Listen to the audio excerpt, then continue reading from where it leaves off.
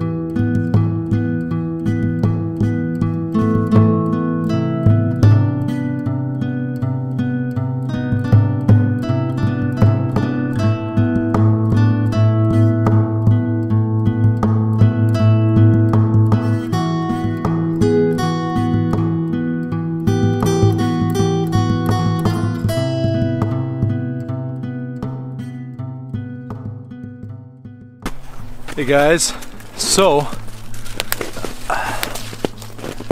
I'm out chasing a little bit of a sunset. It's still a little early, but of course it clouded up as soon as I got out to my location. I'm off the ski trail, but in the general area, and since it's still fairly easy to get around in the woods, I thought this might be a good opportunity to try and go explore a bit more up in the woods and see what we can find. Some pretty rugged country, hills, a lot of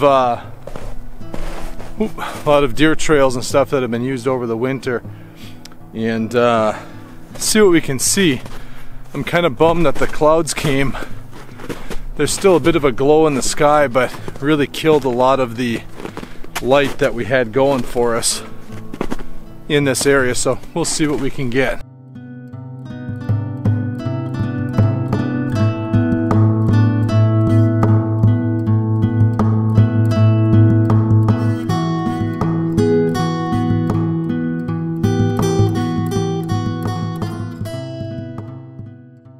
Right, so found this little area here, and there's kind of a natural opening. I don't know if people used to camp here or what. I'm seeing some old debris and stuff in the trees, but might have the potential, if I look around, to find what I like to see in these times of day where you get the little pockets of light and things like that happening.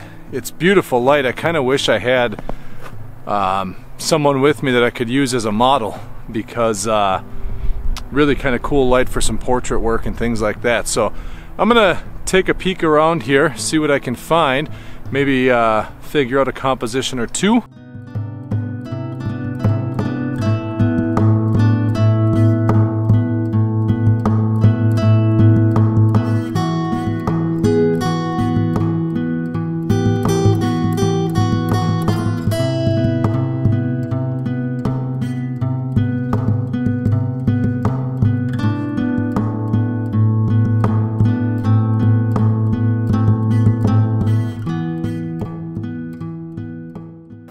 Alright, so I found one little composition. I'm not sure how good it's going to work, but right over here there's a small little pine tree, and the sun is coming flaring behind it. It's still a little high up, but it's kind of neat how it's there, but it's kind of blending into the background, so I'm hoping the sun will kick up a little bit more and just accent those leaves, or the needles, a little bit, because it could look pretty cool as it just kind of flames through with that snow and the light cascading around the snow behind it. So I'm gonna grab this, and then it looks like, even though I just put a brand new battery in, my batteries are dying. The cold temps will do that, but change batteries, get more prepared, and hopefully this shot will turn out all right. If it does, of course we'll be showing you here, and then we're gonna keep exploring and see what we can come up with.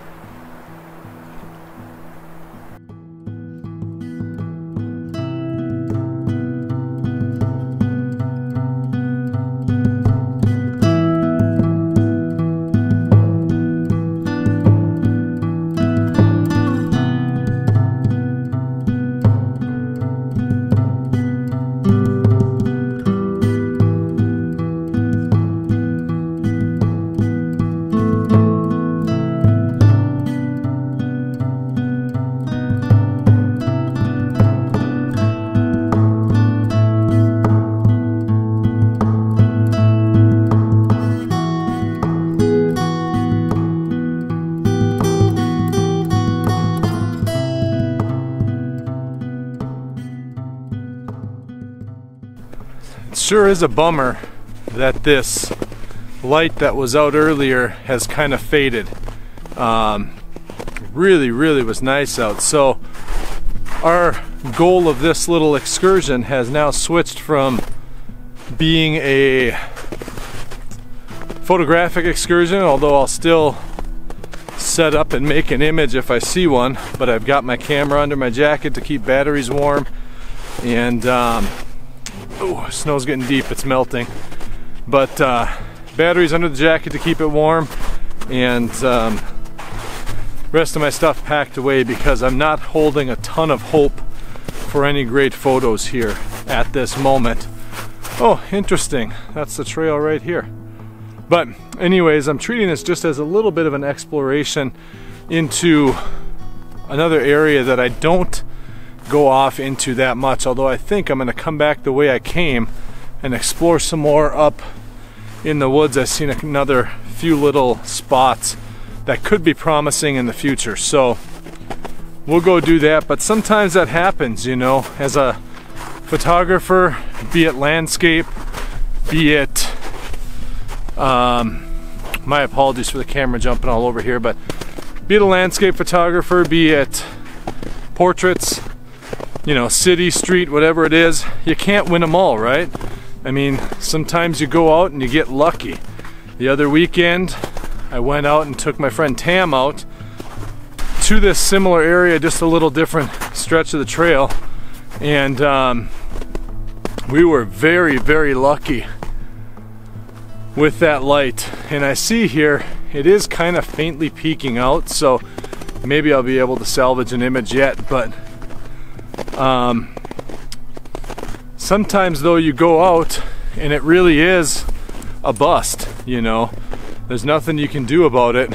You can't control the light, you can't control what the weather's doing, but all is not lost, because these are excellent trips to take a little time, explore, keep some notes.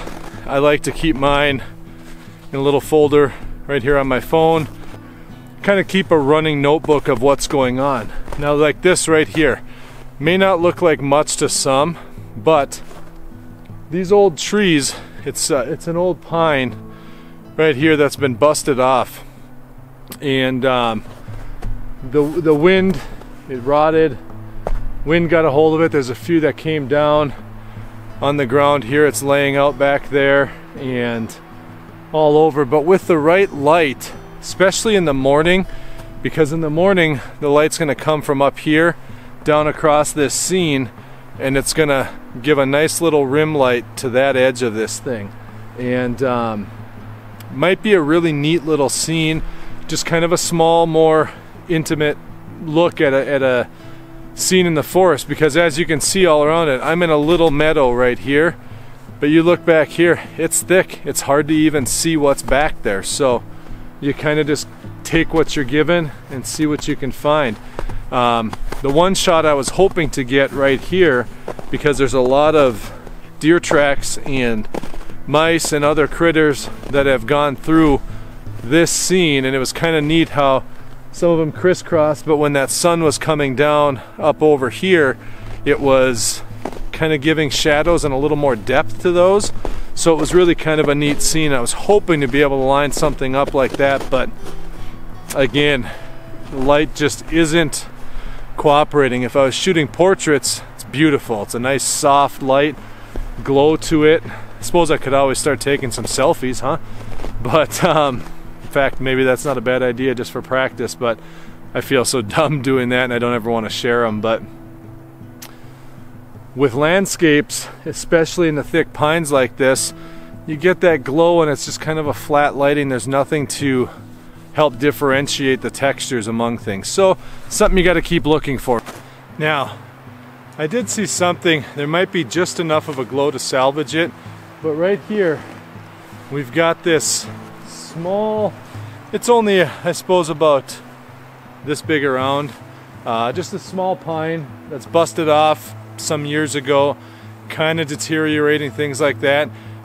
I'm not going to worry about setting up a tripod because, like I said, I'm just kind of exploring, and these are really just, sometimes when you're out in situations like this, you know you're not going to come home with any amazing keepers, right?